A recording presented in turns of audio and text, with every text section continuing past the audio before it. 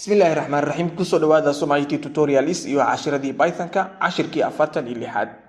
cashirkan waxaan ku soo qaadanaynaa matplotlib package ama module kamid ah moduleska Python-ka ee loo isticmaalo data visualization-ka waa maxay data visualization-ka ama in xogtii datada loo soo bandhigo qaab la arki karo la fahmi karo waa graphical representation bandhigitaan ama muujin ama in loo matalo datadii qaab graphics ah information iyo data by using marka iyadoo la isticmaalayo visual elements waxyaabo marka visual ah oo la arki karo muuqdo la fahmi karo sida chartska iyo graphics iyo mapska data visualization-ka marka waxay nasiisaa tools ayay nasiisaa kuwaasoo accessible way ah qaab aan macna u access gareyn karno si aan u aragno ama u fahanno datada trends and patterns-keeda xogta sa u fahanno sababta marka xogta marka loogu baahan yahay data visualization-ka maxay tahay it is hard waa adag tahay to think of a professional industry that doesn't benefit from making data more understandable muhiimada marka koowaad waxa adag in la dhaho company industries ka dhan waxay ku tirsan yihiin marka koowaad xogtooda in ay fahmaan ama ay kala dhigdhigaan oo qaab la fahmi karo ah xogtii u soo muujistaan marka ay analyzing ka sameynayaan waa waxyaabo aad ku muhiimka ah la isticmaalo oo every field kasta wuxuu ka faa'iidaa marka benefits from it understanding data datada marka hadii ay keedsan tahay xogtii oo qaab marka la fahmi karo oo keedsan tahay shirkadahaasi kama faa'iidi karaan ama ma fahmi karaan analyzing markay wax falanqeynayaan xogtii waxa qaldan waxa saxan waxa kordhay waxa batay waxyaabahaas oo kale kala fahmi karo hadii xogtii qaab la fahmi karaan loo soo bandhigin soo marka waa in qaabka field walba marka waxay ku tirsan tahay xogteedu inay fahamto visualization-ka saas ayaa muhiimadeedu u yahay and so do fields sida fields sidoo kale iyagana waa sidaas governments oo kale dawladaha finance-ga marketing-ka history-ga consumer goods-ka service industries-ka education-ka sports-ka iyo wixii lamid ah waxyaabahaas oo dhan xogtooda in ay ku tirsan yihiin ay ka faa'iidaan in visualization loo sameeyo waa muhiim marka data visualization qaabkaas ayaa marka muhiim u tahay oo loogu baahday matplotlib waa library-ga marka ama package ama module qaabilsan Python-ka wuxuu qaabilsan yahay waa low level graphic plotting library library lagu sawiro graphics iyo waxyaabahaas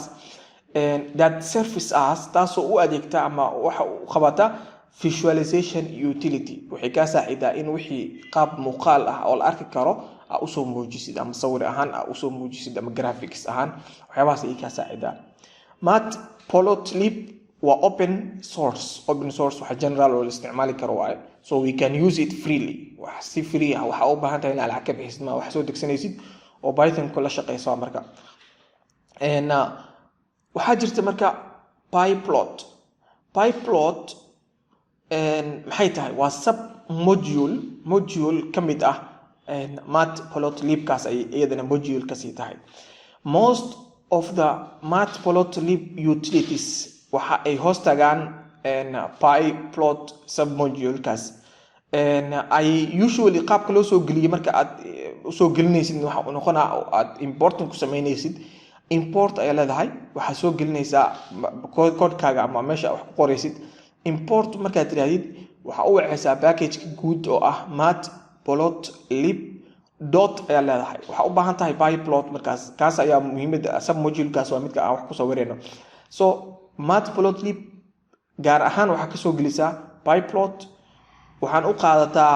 alias-ka ama magaca ahaan waxa u qaadataa plt magacaas loo bixinaa marka magac kale oo bixi kartaa laakiin sida guud oo kale marka programmers-ka isku fahmaan plt-daas ay muxuu ahaa magac ahaan u bixin kartaa ama waa ka bedeli kartaa aad aragtidba qaabkan kalena u soo gelin kartaa idan labadan isku mid waa mid qaadanaysa labadooda ma ina qaadatid now marka pyplot package can be referred as marka pyplot-ki marka aad soo gelisid oo magacan aad siisid waxa u taagan marka plt-gaas u taagan program aan qori doonaa dabcan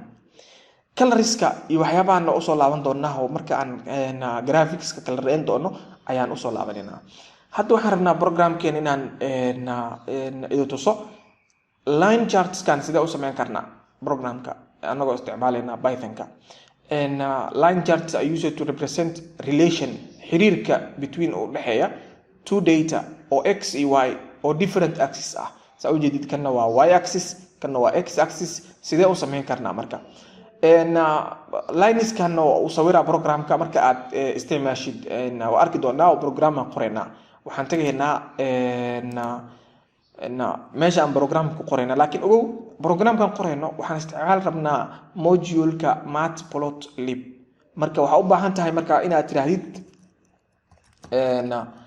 marka ugu horeyso inaad soo degsatid u baahan tahay. hadaa rabtid waa isticmaali kartaa oo terminalkan waa ku soo dejin kartaa. hada intan waa ku isticmaali karnaa oo inta waxa tagaysaa terminal. hadaa rabtid waxa isticmaali kartaa command prompt-ka ayaa isticmaali kartaa. meeshan ayaa waxaan ku qoraa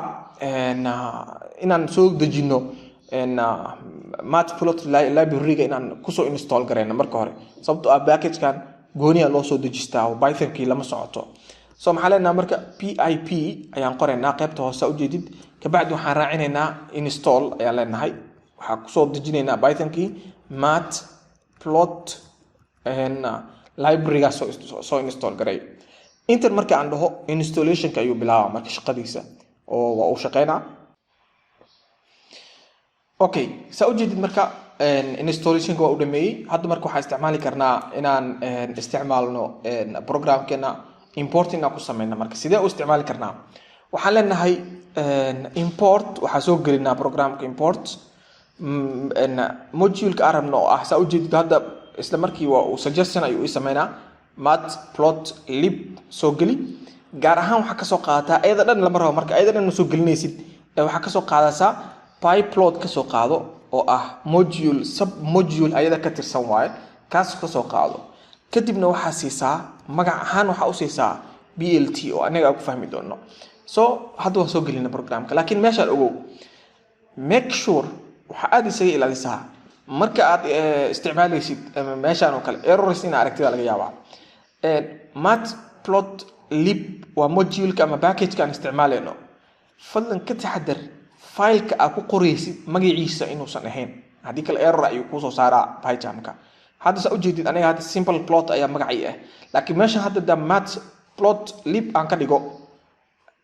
marka aan isticmaalayo meeshaan import aan dhaho error ayuu keenaa programka ama ma ii shaqeynayo. marka waa inaad iska ilaalisid matplotlib-kan in file-ka name-ka aadan ka dhigin error-kiisa uga badbaadid. hadda waxaan dhahay marka import waxaa soo gelisaa matplotlib package-ka soo geli dot gaar ahaan waxaa ka soo gelisaa pyplot sub module-ka pyplot soo geli. waxaan u qaadataa waxa u qaadataa sida plt oo ah magacaas u qaado. hadhow plt ayaa isticmaalayna marka aan rabnaa wax sawirna marka waxaan leenahay plt dot sawirka kood maxaa leenahay plot ayaa isticmaalayna. plot-ka waxa uu qaataa x iyo y ayuu qaataa, x axis iyo y axis waa marka x-kan marka qiimihiisa ayaan soo sameynayna. waxaa leenahay x is equal to list ayaan sameynayna. tusaalahaan kale 1 2 3 4 5 ayaan gelinaa waa x-ka. y-dan waxaa leenahay ayadana list ayaan u sameynayna. waxaa leenahay tusaalahaan oo kale 5 6 7 8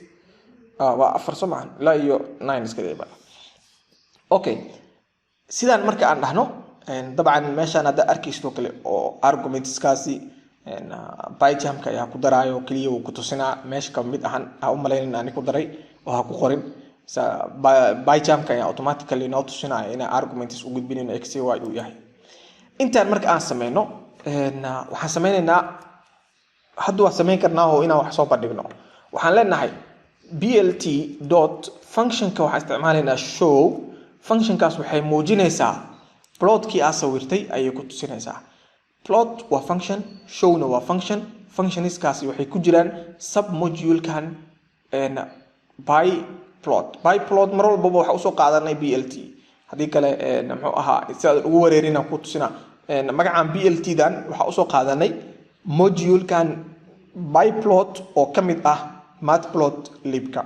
ama library-ga. programka hadda waa uu shaqeynaa marka intaan sameynay simple waa marka x axis iyo y axis ayuu ku tusi doonaa. haddaan ran garayo fiiri ran haddaan dhaho sawir ayaa isoo bixi doona. saa u jeedid waa kan sawirkan ayaa inoo soo baxay. waxa uuna tusiyey straight line x axis iyo y axis oo saa ujeedid x ka waxa uu ka bilaabay 1.0 dabcan asaga float ka dhigayo 2 3 4 5 inaga ma sheegin 0.5 ka asaga ku daraayo oo 1 ilaa iyo 2 da waxa u dhaxaysa 1.5 ayuu wuxuu ka sameeynaa asagana point kale ayuu ka sameeynaa sidaas ayuu ku wadaa markaa kana waxaan ka bilawnaa 5 ilaa 9 ayaan dhahnay 5 5.5 6 6.5 7 7.5 8 8.5 ilaa 9 sidaas ayuu straight ku sameeynaa oo ah marka laga bilaabo 1ka marka meesha x uu ka yahay y-da waxay ka tahay 5 meesha uu ka yahay muxuu ahaa 1.5 waxay ka tahay 5.5 2 meesha uu ka yahay waxay ka tahay saas u soconaysa ilaa 5.0 meesha ay ka noqoto kana wuxuu ka noqonaa 9.0 sidaas ayaan ku sameeynaa marka straight line waa okay haddii aragtid markii inaad samaysid tusaale ahaan oo kale sida aad ku arkaysay graafka ama line-ka aad ku arkaysay PPT-ga line-kan oo kale inaad samaysid haddii aragtidna waxaa samaynaysaa qiimahan bis ayaa kala bedelaysaa oo meesha x-ka ayaa waxaa ka dhigaysaa x-ka waxaa leenahay waxaan siinaynaa 1 2 4 y-dana waxaan siinaynaa 4 5 1 y-dana waxaan leenahay 4 5 1 line-kii waxaa samaysmaya marka PPT-gana kusoo arkayso kale ayaa samaysmaya intaan marka un baas gareyno waxaa leenahay programka run waxaa kusoo baxaysa ujeedid line-kii ayaa kusoo baxayo PPT ku aragto oo ah meesha marka x axis-ku uu yahay 1 marka uu yahay y-dana waxa ay ka tahay 4 oo saa ujeedid x iyo y-dii maadaama qiimahan labadooda relation uu yahay waxaa leenahay x-ka markay 1 tahay y-da 4y x-ka markay 2 tahay y-da 5y x-ka markay 4 tahayna y-da waxa ay tahay 1 oo saa ujeedid y-da meesha 1 ka tahay x-kana 4 uu ka yahay waa halkaan marka meeshaas ayaa laga sawiraa marka okay x-ka marka iyo y-da labada qiimo marka laga soo tago oo muxuu ahaa labels ayaa u sameyn kartaa xitaa waxa u sameyn kartaa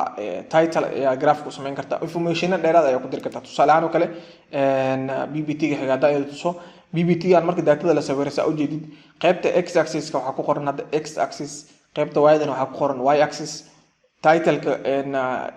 muxuu ahaa chartigan ama muxuu ahaa waxa arkaysi title-kiisna waxa uu yahay information ayaa lagu soo qoray adiga waxa ka bedeli kartaa sidee intaan information ugu dari karnaa waxaan leenahay iyadana waxaa naga saacidaysa byplot-ka waxaa usoo qaadanay hore saa ujeedid blt marka aan dhahno waxaan raacinaynaa x axis ama x label ayaan leenahay labelka waxaan usoo qaadanaynaa x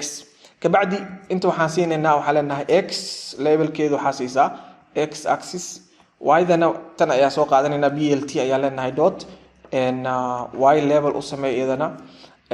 kadibna waxaa leenahay waxaa ku qortaa y axis ku qor iyadana graafka marka muxuu ahaa title-kiisana waxaan ka dhignaa blt dot waxaa leenahay title waxaa siisaa tusaale ahaan oo kale information sida marka aad ku arkayso PPT ayaa kusoo baxaysa hadda marka intaan rayn gareyno waxaa inoo soo bixi doono information dheeraad lagu daray sawirkiisa ujeedid information ayaa ku qoran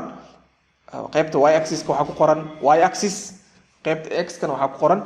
x axis qaabkan marka waxa u sawiri kartaa waxyaabaha graphics-ka ama charts-ka ayaa u sawiri kartaa oo simple qayb ah ayaan sameynay si aad ugu fahantid kaliya sida charts-ka Python-ka aad ugu faa'iideysan kartid waxaan oo dhan shaqadan oo dhan waxaan oo qabatay matplotlib oo ah package-ka guud gaar ahaan waxa ka sii qabatay sub module-ka gaar ah oo ka sii tirsan matplotlib-ka oo la dhaho pyplot module-kaas shaqadan ayaa noo qabatay kuwaan sa u jeedid plot-kan iyo waxyaabahan waa functions-ka marka inoo qaabilsan iyadana inay wax sawiraan in daatada la soo bandhigo daatada loo sameeyo waxyaabahaas oo dhan ay noo qaabilsan tahay cashirkan 46 meesha ayaan ku sameynaa kan xiga ayaan noo balnaa bilaay tawfiiq